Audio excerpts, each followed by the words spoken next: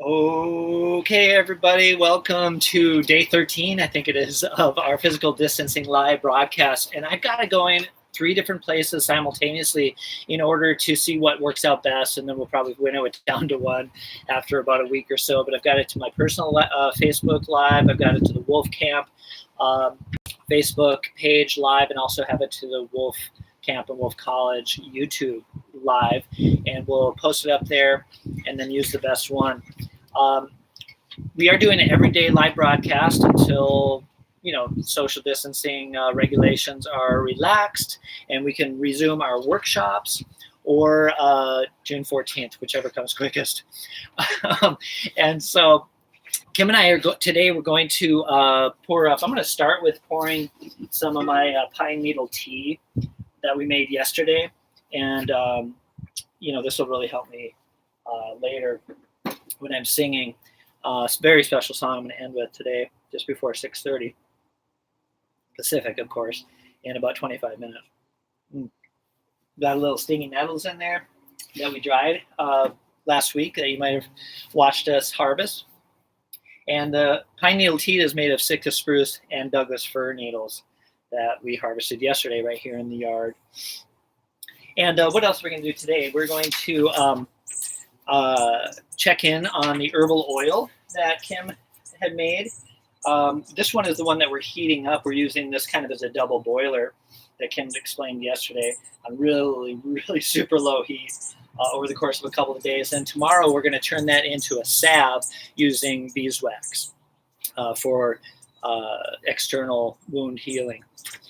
And Kim will talk more about that tomorrow. And then but today we're going to set up the camp stove. I have a couple of tips to make sure you do that safely, and then using propane and a couple of little propane tricks. And then we're going to cook up some dandelion fritters and other aster flowers that are edible you might be able to use, because the dandelions are starting to bloom right now.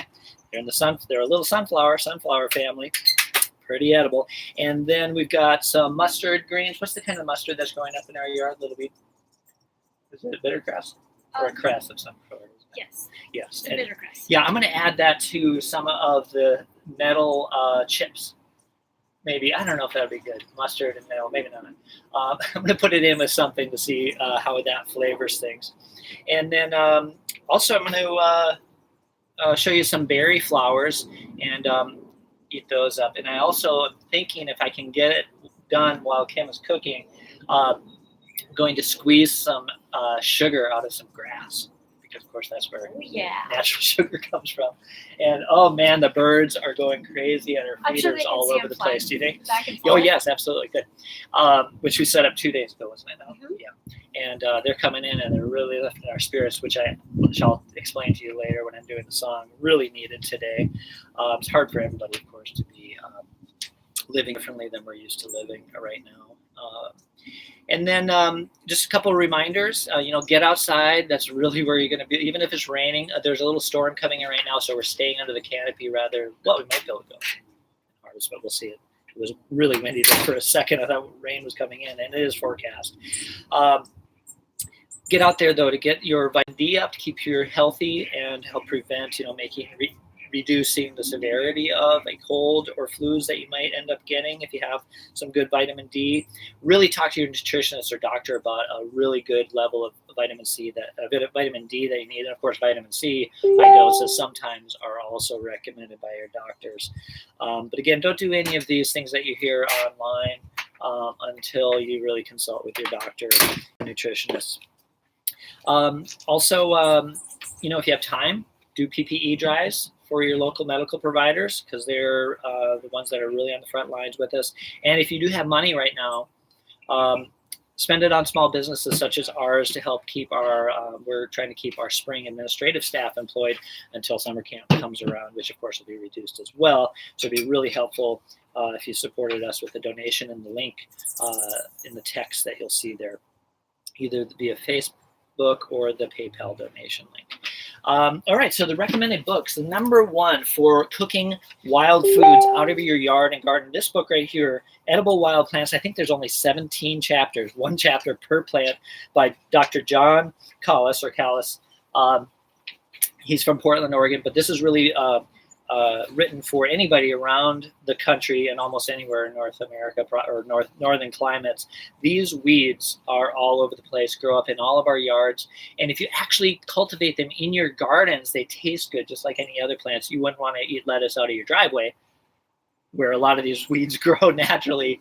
But if you grow them in your garden, wow, they're really good. And he has recipes in here and pictures of all the different seasons, so you don't have to have the flower to identify things. This is the ones you commercially sell and try to cultivate. And then to really understand the plants in general, of course, Botany in a Day, I've showed you that in previous videos. Our local field guide is the Poyar and McKinnon Plants for the Northwest Coast. But this is really better for outside of town, in your natural environment, finding your local field guide. Really, Botany in a Day is the one to get. All right, so those are some recommended books. Next, I'm going to set up propane, and I have a big tip for it to save the environment and save yourself some money. There are some really good YouTube videos out there, so I'm not going to explain it, but definitely go to a couple of the most popular ones. And there's a couple competing theories about what's safest and what's the best way. Freezing your, or should I say, really cooling down. Oh, Kimmer, can you grab out of the freezer the little propane tank?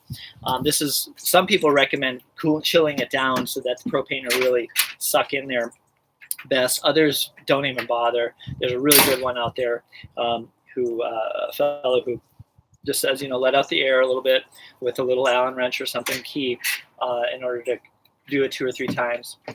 Nice. I just put it in there about a half hour ago. You don't want to keep it in there too long. And it's cold. It's empty. So I'm going to show you a trick of refilling these so you don't throw these away. This is such a horrible waste to have these being thrown away. And you can't recycle them unless they're cut open, because the recyclers will not take any tank that's enclosed like this. So you have to throw them away, but don't anymore. Matter of fact, if you haven't ever bought any before, don't buy any. Just borrow some empty ones. Your friends will give them to you, and you can fill them up for way cheaper. And with these reusable, propane 5-gallon propane tanks. And so all you do is turn it upside down. Of course, it's turned off. Got to be safe. And again, watch these YouTube videos for all the safety features. And of course, you just screw this on.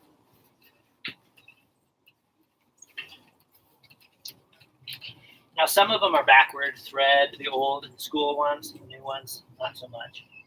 And then you can just turn it on and hear it fill up until it's done filling up. And it's only going to fill up a little ways because it can't get rid of the extra air that's in there. It's just pressurizing this. And so let's turn mine off, even though you want to leave it on there for a minute or two until you stop hearing it. But even just that amount will get you enough to cook, I think, for today. Let's test. I'm going to open it up just a little bit more. Yeah, it's still filling a little bit. I bet you there's plenty in there now. Close it real well. Unscrew it. Make sure you're not unscrewing the other side. This little piece that connects the 2 propane tanks, you can get, off of ordering it online or Harbor Freight or any of those kind of specialty stores. And yep, this was totally empty, but you hear that? It is now nice, and it's probably got about that much in there. Probably plenty for us to cook today. Kimberly, do you want to do the honor? Actually, I have a couple other safety tips. When you're putting on your propane, these propane stoves do wear out. We use them all summer long, and you want to be careful that they're not having any leaks or anything. And of course, if they do, you have to either figure out how to fix them or get a new one. And so, of course, when you're putting this on, put on your arm first. Get that nice and tight on there. And then screw your... Never upside down. I know, exactly. You have to screw it on. You can screw it on upside down. No. Yes. And then you have to bring it back like this. Kim says no. Kim definitely says no. Kim says no. Start it like this. Okay. Well, anyways, don't leave it upside down. Never like that, turn it on because while it's it will upside down. Ever. Yeah, of course, and I had a safety check to make sure those were off. So don't leave it upside down. And also, when you're done using your propane, unscrew it, take it off, because there's always a slow leak. If you leave it on overnight, it'll probably be empty in the morning. And so make sure you take this off as soon as you're done with it. Even though it sounds like some propane's escaping, that's way less than if you left it on there. And so yeah, let's move along to some cooking. Lily really wants to go hang out with her friend next door, but social distancing, I'm not going to let her. Yeah. All right. So anyways, the next thing we want to do is cook some wild edibles. All right. That's on the list. I just gathered, as I mentioned earlier, we showed this in a previous video. There's a lot of mustard family plants, and as many as we have in this area, they're all edible as far as we know. Did you want to say something about this? I would like to add, so this is a really easy way to identify this particular mustard, but if I was going to be planning on ingesting a lot of that mustard, I would probably tend toward the leaves before it's gone to flower. Just like most other plants, once it's gone to flower, the taste could change, but we should try them both and see which one we like best. Yes. Okay. So we're going to add that for some flavor. And I have some over here. Also, I've got, of course, dandelion flowers. Obviously, these look like little sunflowers, right? Well, that's because they're in the sunflower or aster family. Asters are about our biggest family in the northern part of North America. That if you get close to the tropics, you're going to have, monocots, a lot of orchids and lilies and stuff that are the biggest plant families. But there are a lot of aster flowers that are very edible. We're going to put these just upside down in the hot frying pan. So, hey, Kimber, could you start the hot frying pan when you get a chance? Sure. Because you want to flash fry these, and they turn into amazing, delectable, nutty tasting fritters, really, just by putting it in oil. Do you want to use butter or olive oil? I always want to use butter. Okay, Kim loves butter. That's fine. Okay. Yeah. Now, don't mistake this for something in the buttercup family. Buttercup family is considered the most poisonous in the world. The ranunculi families, ranunculaceae, thank you, Kimmer. And the buttercups, they're, if you taste them, they will burn your mouth, so people probably won't ingest them very far. There's several buttercup species, and some are so dangerous because they don't have a taste. And so you want to make sure that you're positively identifying these. Again, get botany in a day so you really understand how to identify plants from different families. The next thing I just want to show you, and I showed it the other day, is we have some wild, native wild berries that are starting to flower here. And anything that I know of, there's probably very much exceptions, that are wild edible or just edible berries. You can eat the flowers. And I recommend on these, you could fry them up, but they're really good just raw. And these little ones that haven't opened up yet, Now, the more green you get, the more bitter it's going to taste, but they're pretty good. So good. That one, it was a salmon berry, which is a little native raspberry we have here in the Pacific Northwest. Anything in the blackberry or a raspberry genus, it's the rubus genus, are edible as far as we know, the ones with the knobby aggregate berries.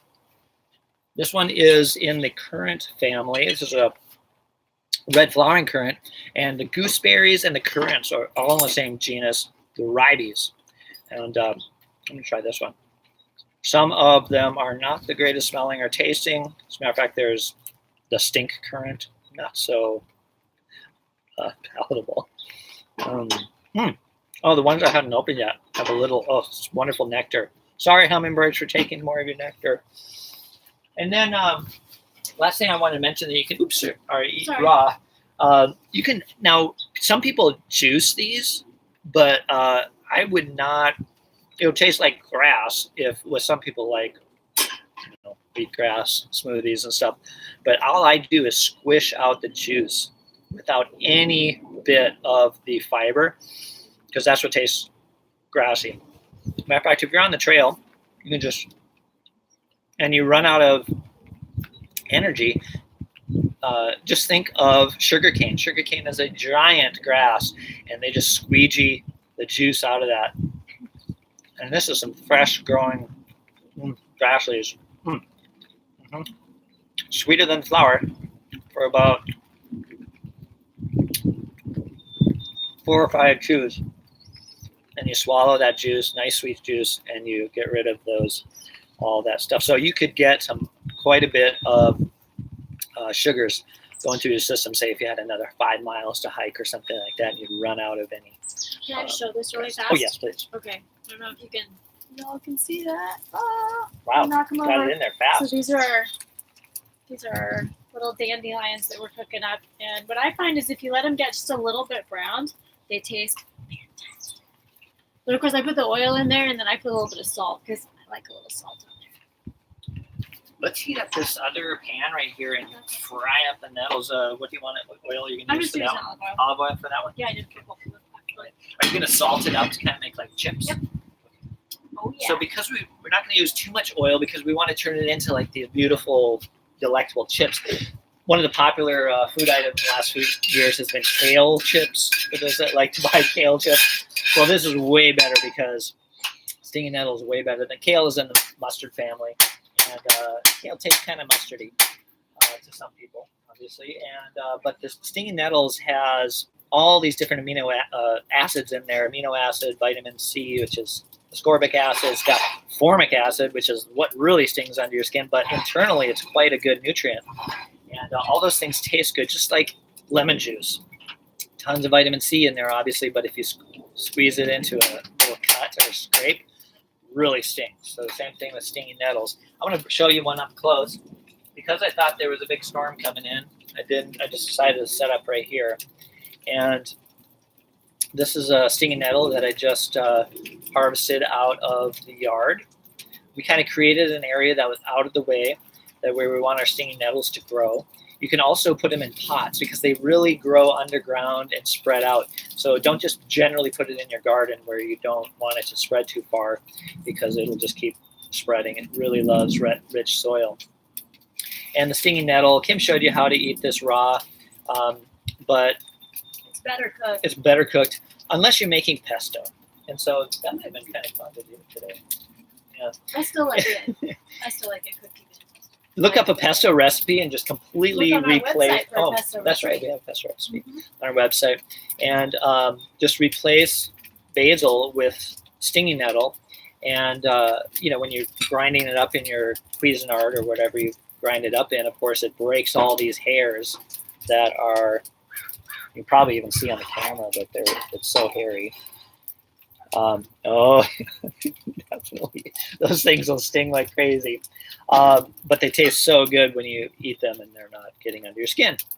But it really makes a wonderful pesto. You can just use your same pesto recipe, but use stinging nettles. Of course, you're crunching up all those hairs so they'll never get inside.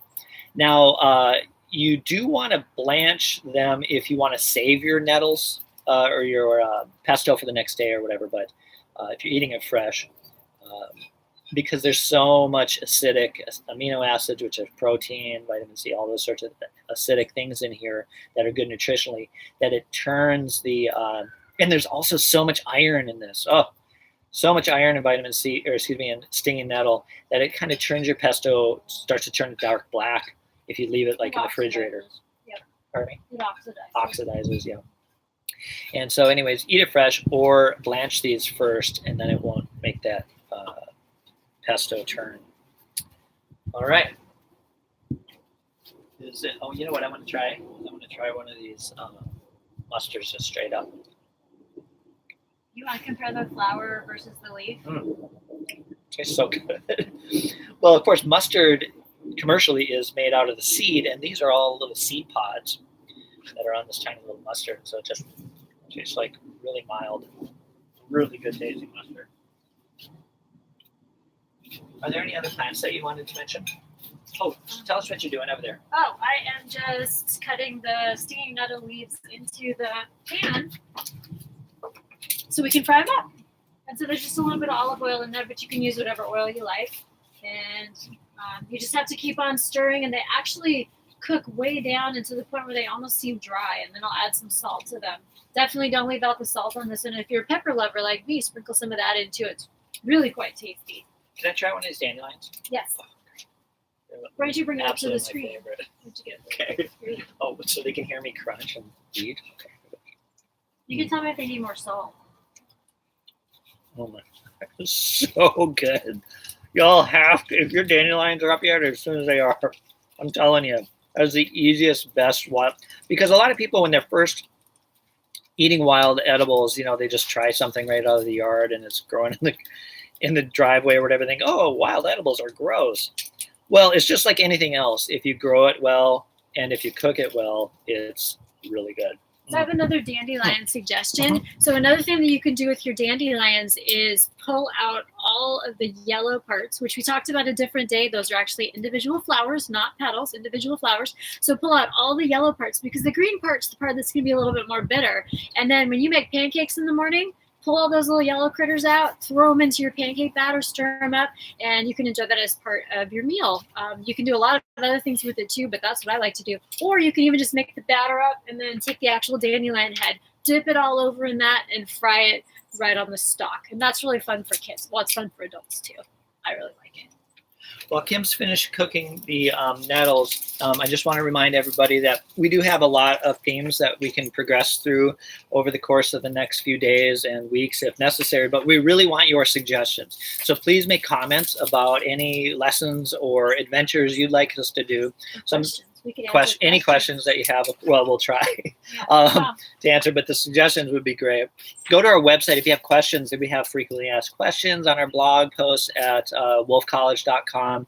Just go to the blog and you'll see all of these videos in order every day, as well as click on the outdoor skills topics that you're most interested in. There's several articles on stinging nettles, thanks to Hannah, one of our Wolf Camp instructors, that added some extras on top of Kim's favorite, most popular blog post is on our first one on nettles. If you scroll way back into the blog. So yeah, make comments on what you'd like to suggest, but other things we have. Otherwise, tomorrow, do you want to do deodorant? Sure. Okay. So tomorrow we thought we'd stay here because it's still going to rain underneath the canopy here before we go out and venture further. And Kim has an amazing deodorant that everybody loves, all natural, and it really works. It's wonderful. And that's what I've been using for years. It's fantastic. Probably depends on your chemistry. And I'm not stinky either, right? Oh, not at all. Never. Never. It's really good stuff. It's really easy to make too. It's wonderful. Anyway, so we're going to do deodorant and also maybe finish up the salve. Yeah, we should do that. Yeah. The salve that we started yesterday. It's been steeping away. It smells fantastic. Those cottonwood buds.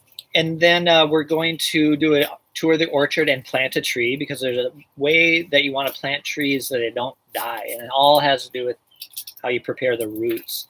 And so bare root planting or transplanting, you really want to take care of the roots to put them in. And they pretty much always survive if you do that correctly. And then we're also going to thinking about, if as long as it dries out enough, we're trying to, I did till it up already, but we need to create we're going to create a sidewalk, a garden next to the sidewalk, a community garden.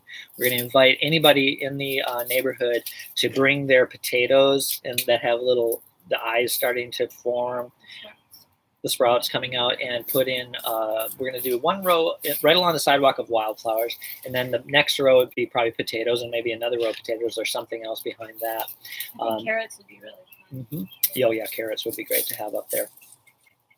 And so we're going to do that, and that might be a good idea for you to do as well. If you have a little strip of land between your sidewalk and the road, or somewhere where you can kind of protect it from dogs going and peeing into it, then it might be a really nice idea. You can do a raised bed if you have the resources, but as I showed in the very first of these videos last week on day one, was you can just cut out your sod with the shovel and try to find the soil that's under there, or pour potting soil into the area that you cut out and cover the area with around it with cardboard or something else to kind of help that sod that you're not yet.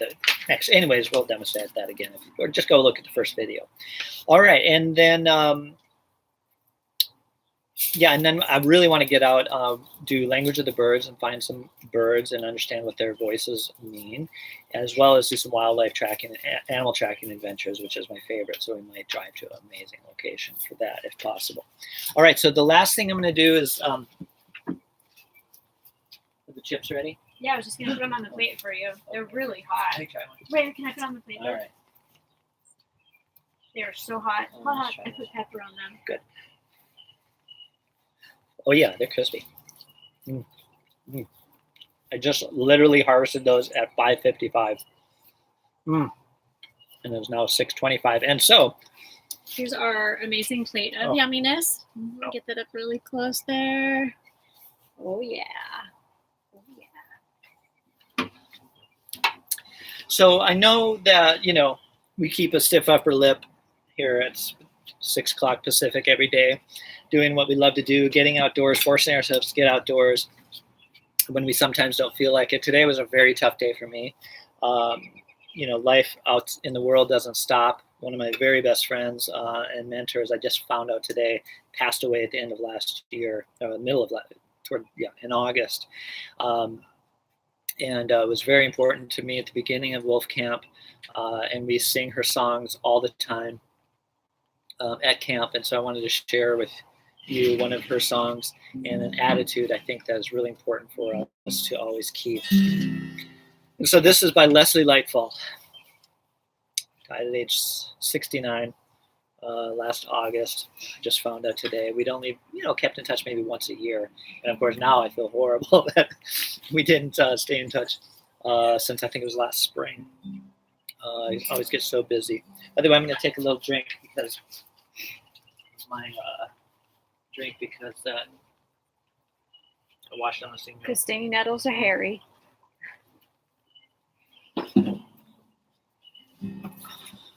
Give thanks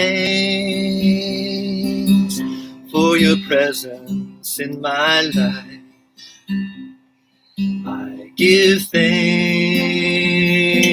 for that our paths cross from time to time. I give thanks for the gifts you've given me. I give thanks for your love, it sets me free. Well, that's pretty much the whole song, so sing along with me on this time around. I give thanks for your presence in my life. I give thanks that our paths cross from time to time. I give thanks for the gifts you've given me. I give thanks for your love, it sets me free. This goes to you, Leslie. All right, everybody. Get outside. Open up your arms. Let go of all the stress. Take a deep breath. And be well. We'll see you tomorrow. Thank you.